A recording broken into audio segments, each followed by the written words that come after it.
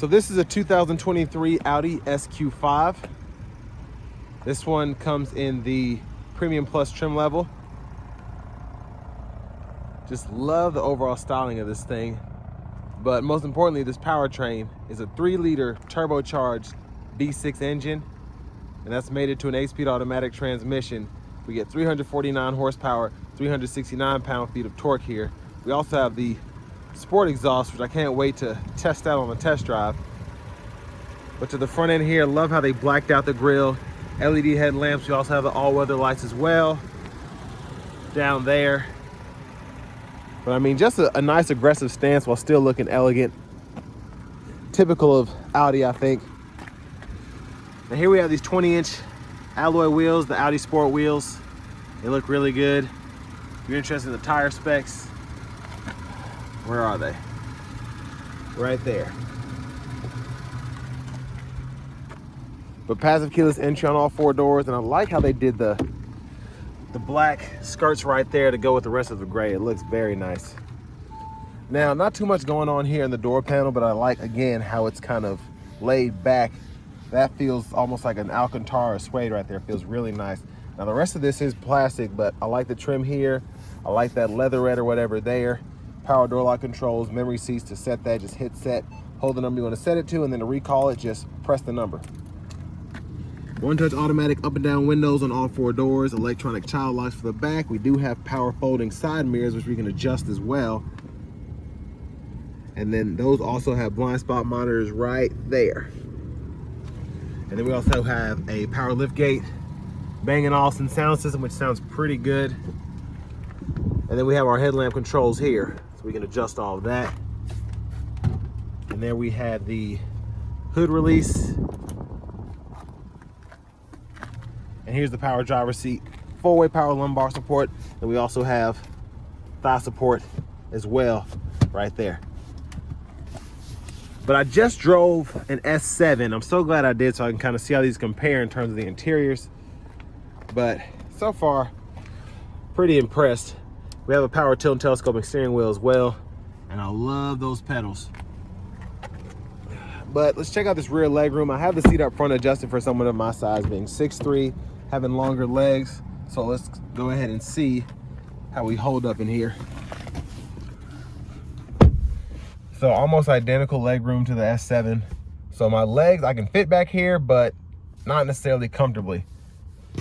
But seat back pockets are on both sides, and we do have rear AC automatic climate controls, and then 2 USB-A charge ports, 12 volt, and then the rear AC vents in the back here. And that's what the sunshade looks like. We do get that panoramic sunroof. I'll show you how that operates here in a moment. And then we can hang a shirt or so right there. And these are soft touch, so we can just turn those on or off with the touch of our finger. And finally, middle seat folds down. Cup holders are right there.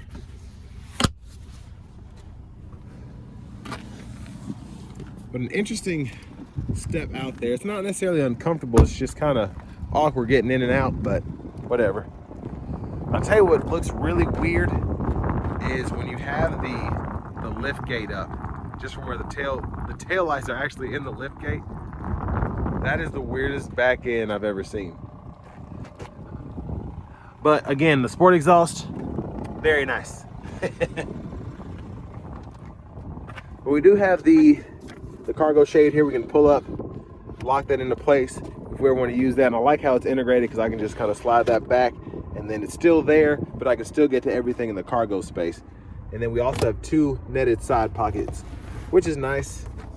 And under this all-weather floor mat, we're gonna see what we have under here. Spare tire. So those of you that hate inflator kits, you're welcome. And then we can fold our seats down on either side by pulling this lever here. And then we'll check out that space momentarily. But big shout out to Auto Collection of Murfreesboro for allowing me to review this SQ5 today. I'll leave a link below in the description if you're interested in something like this. They have a pretty good inventory of luxury and exotic vehicles at any given time. So premium is what you need to put in this thing because it is a high performance engine. and then you can fold that down, but that's where it locks into place. And then you can hit this down here to release it, fold it back up, and you can also use that to fold it back down. And then I'm trying to see, I'm assuming we don't have any space to lean it up. Let's try it though. Okay, we can lean it back a little bit, so we only have like that difference there when it's all the way up and when it's all the way back. But you can technically lean it back a few centimeters. Now to the front passenger seat here, we get that same power adjustability with the 4-way lumbar support. Again, that seat is beautiful. And then we do have that thigh support as well. There's a lockable glove compartment here.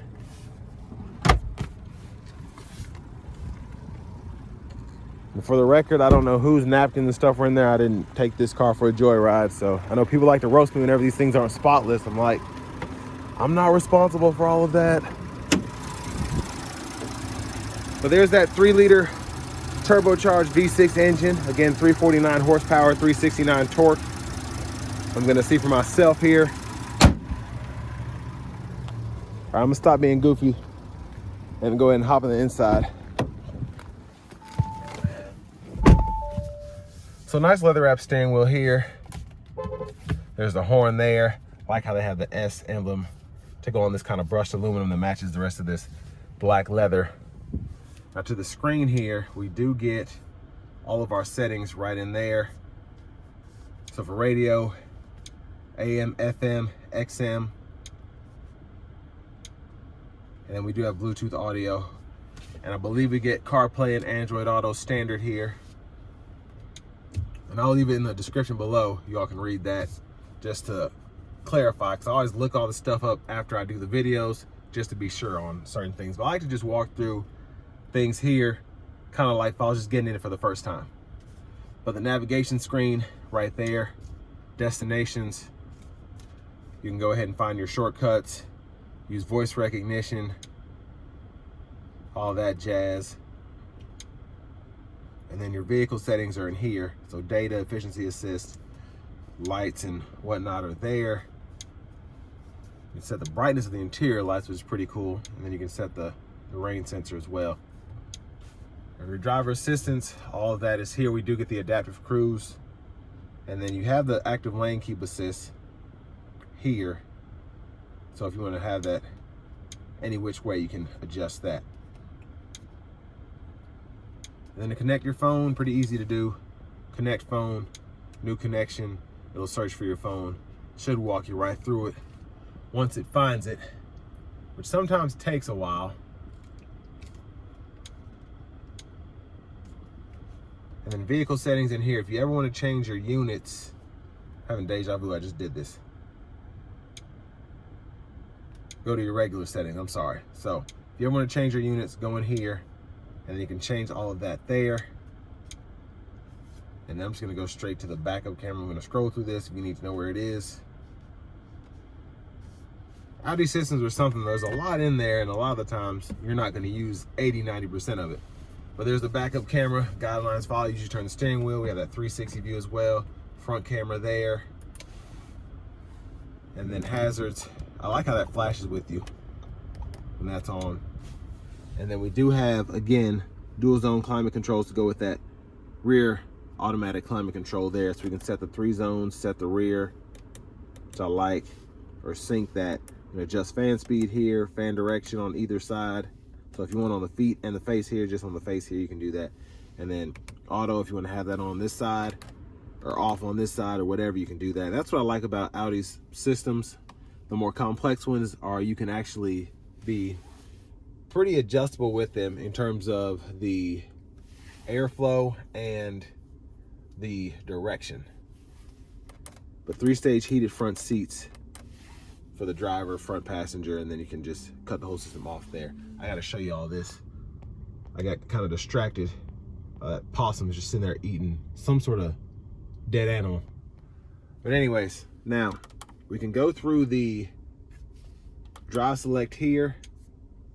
So that'll kind of go get you through your drive modes. You have off-road, comfort, auto, or dynamic. And I like to keep it in dynamic because with this sport exhaust, it just makes it sound so menacing. I love that. Auto stop toggle, traction control toggle, parking sensors, downhill brake control, and then we can go ahead and get the display off by hitting that bottom right button. 12 volt USB-A, push button start, key fobs are there. And for the volume, we can adjust that here, up, down, click it to turn the audio off, then we can use that as a tune knob to go through that. And then we can go through track list as well, when we're in a different setting. Now for the shifter, hit the button, pull down for drive, and then we can pull all the way up for reverse, tap down for neutral, and then in drive, we can kind of just tap up a little bit for neutral from there. Press P for park, pull up on the electronic parking brake to engage it, hit the brake, press it down to disengage. Bottle holders are here. Storage compartment with a USB-C port. And then here are the lights. And then we have a separate button for the sunshade and then one for the roof here, which I like that they separated those.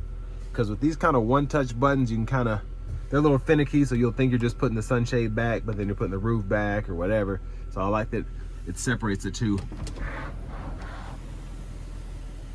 But a nice big panoramic sunroof,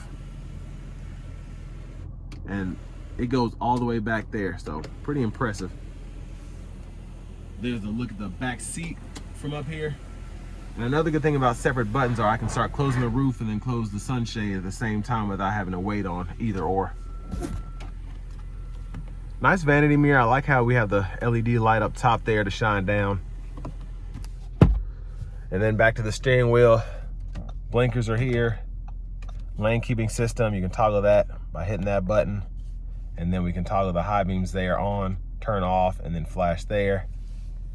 And then over here, we do have the automatic rain sense wiper. So one time off, auto, low, high. We can adjust the auto wipers here. And then we do have a rear wiper. So we can turn that on or off there. And then push back for that rear wiper fluid, pull up for that front wiper fluid. Paddle shifters behind the steering wheel. And then for the cruise control, I just figured out how Audi's cruise controls work with the adaptive cruise on here. So push all the way back for off, and then you can kind of like turn it on by doing that. And then you can resume and cancel by lightly pressing it. Set the speed there, adjust speed up or down there, and then set the distance for the adaptive cruise there. And it'll show you in that bottom right hand corner. Now it's in the middle, but it'll show you that distance there. Now you can go through the sub menus of the gauge cluster in the middle here, and then within each one you can scroll through. You can actually use the scroll bar to go through everything, and then you can go through your actual settings for each one there, which is pretty neat. And then you can change your actual gauge cluster view there. Heated steering wheel toggles here, and then we can go through volume, up or down, and then that's that same function as that knob down there in terms of tuning. And then you can click that for mute, but Bluetooth button for your phone, voice recognition there.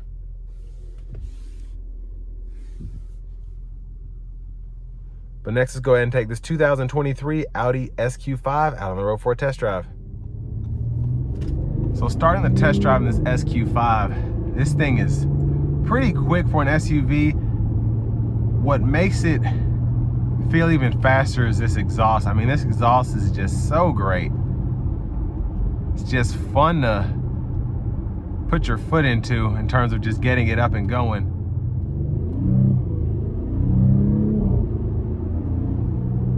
Yeah, just a nice sound overall from the vehicle.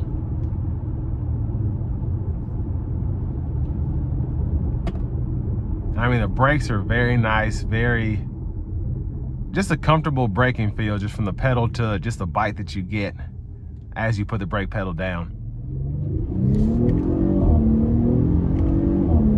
Woo! Yeah, that thing is so quick off the line. And you just have that rush because you have an all-wheel drive system here, so you're not having tire spin or anything, you're just going. And I had it in manual mode there. That was very exhilarating, let me put it that way.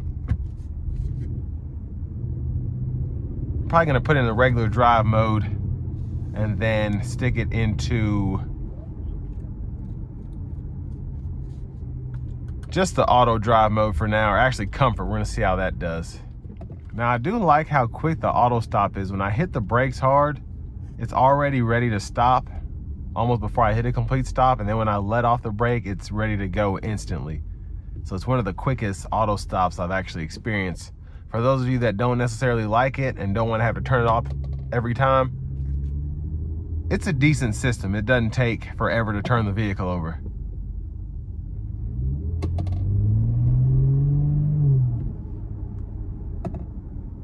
But that exhaust note does not get old.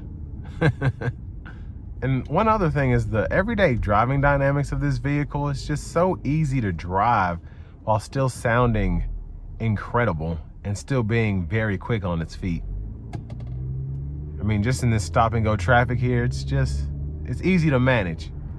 So we're gonna try and give it a little throttle here, getting on the interstate.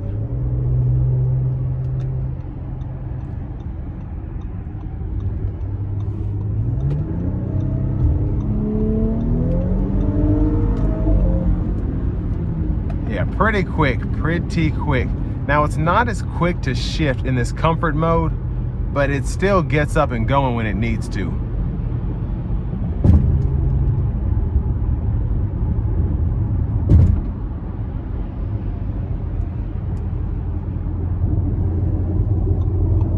And the overall ride quality is pretty nice.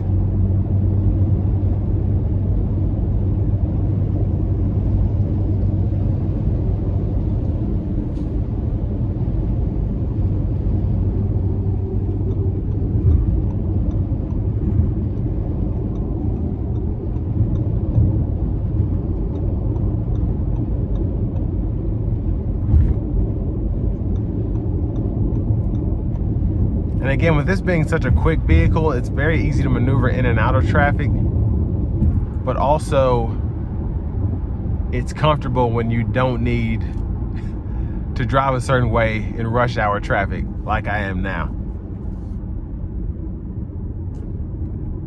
But I mean, just the steering in comfort mode is very comfortable. And again, it still has its quickness, it just doesn't unleash everything like in the dynamic mode with the transmission in sport mode, which is great, but I mean, this comfort mode is nice for what it's meant to be used for. Now, in terms of competition, I always think the Porsche Macan, and then even the Cadillac XT5, but just from a performance aspect, just what you get here, this is one of the more fun options to drive, and I think you can get probably a similar option for Mercedes or BMW. I mean, they basically just make 20 different SUVs now, but to me, I think this is one of the more tried and true models, because the Q5 has been around for a minute, as opposed to BMW dropping a new X and then Mercedes going from GLE to GLK to GL who knows what. So here we've had the Q5 model for quite some time, so I don't feel like there's been a lot of stuff going on in terms of changing what's good or not having enough time to change what's bad. But highly recommend this sport exhaust system. It just sounds fantastic. It's just fun to put your foot in this thing too. Just overall, I mean, the torque is there, but with the exhaust sound, it just sounds nasty. Now, I want to say this vehicle was in the mid-50s price point. I'm gonna check real quick. Yeah, so 56.5 or 56.4, not a bad price, I think, for what you get here. I mean, miles aren't terrible. Still drives like new. I think the condition that this one is in still feels stellar.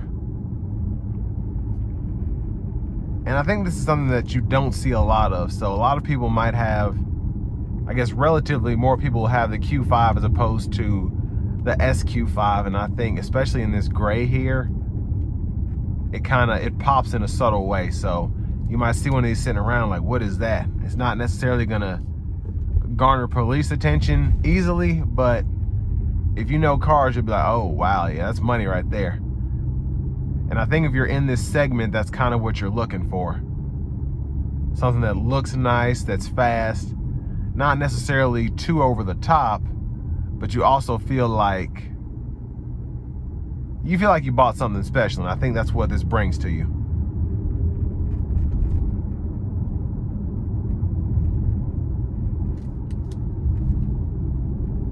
And just how Audi has come with the tech, pretty much all the manufacturers have been trying to catch up with the new safety tech in terms of having lane centering, adaptive cruise control, blind spot monitors, all of that. The first Q5 didn't have nearly as much as this SQ5 has. Now we're gonna give this thing one final pull here.